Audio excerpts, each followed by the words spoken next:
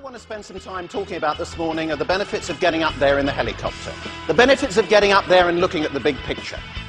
Because you know what? It's amazing what you can see.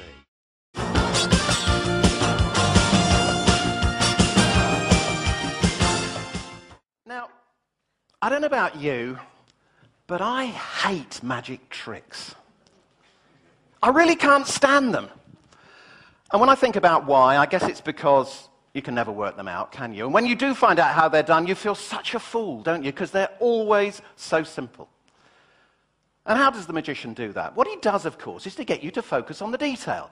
He gets you to listen to what he's saying. He gets you to watch his hands. He gets you to do anything but look at the big picture. Me, business, is exactly the same.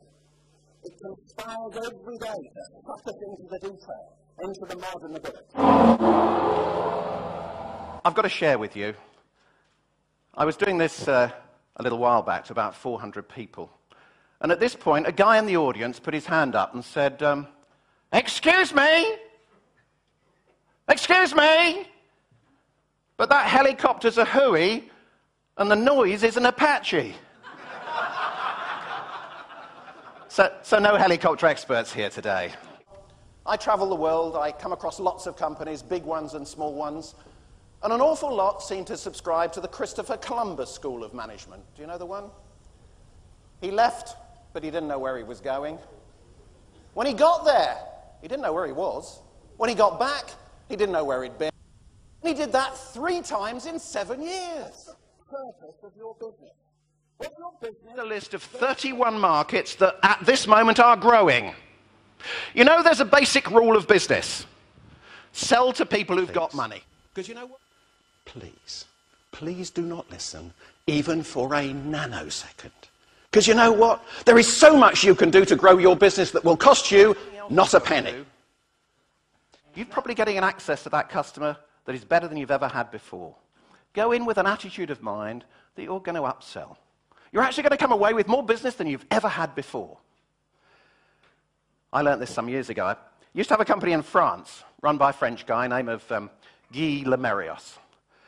We were out in Paris one evening, in fact, driving around, and he forgot to stop at the traffic lights, went straight into the back of this car in front. Out got this lady, waving her arms about in a very French manner. Guy got out and waved his arms about. And then the sort of arm waving subsided a bit, and finally they went over to the pavement. And they were there forever. And there's 2 of us sitting in the car in the meantime. Forever. Finally, Guy came back, and I said, Guy, what took so long? "Ah, Roger," he said, "I've got a date." That's upselling. That's what you've got to do. Your customers are human beings. Say thank you. Say thank you to your customers. Every single one of your former customers, every single one of your current customers, and every single one of your prospective customers needs to hear from you or about you once every 6 weeks for them not to think you don't care. You've got to be getting your product, whatever your product is, to be seen as a high added value product. And in these times, even more so. Don't drop your price. Give stuff that is of value to them but costs you very little. Time out. Well, Time out. okay, you are thinking that I'm making the promotion. Time out.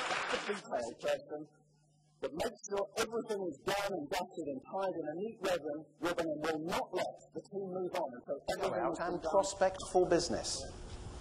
I work a fair bit with accounting practices, and they don't understand a word I'm talking about there. Prospect? What do you mean, actually go and sort of knock on doors? And I say, well, yeah, something like that.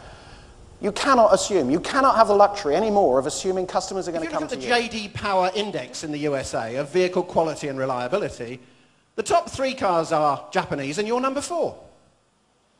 And he said, this guy stood up at the back and said, what you don't realise, Howell, is that the J.D. Power Index is fixed by the Japanese. And sat down. And Hal said to me, I had my head down thinking about how I was going to respond, and I looked up, and the entire room is going, oh, sorry, I gave away the accent there. Yes, this is true. There are 3 things that business leaders need above everything else. Above everything else. And they're all heart things. This is a heart thing. You've got to ooze the passion.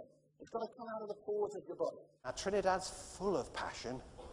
You ooze it from your pores, don't you? So that's not going to be difficult. Us reserved Brits, it's often a little more difficult. But you guys, really easy. But just show it. People want to see the HR department should be talking to and listening to every single person in the organisation. What's happened over the last, how long is it, maybe 2 decades, is that every single year in Europe and in the US there has been more employment legislation. There has been more health and safety legislation. There's been more focus on corporate social responsibility. Anything more important. If you're running a business, if you're involved in running a business, I don't think there is anything more important than working out not just how to get into that room of renewal, but even more importantly, is how to stay there. Thank you very much.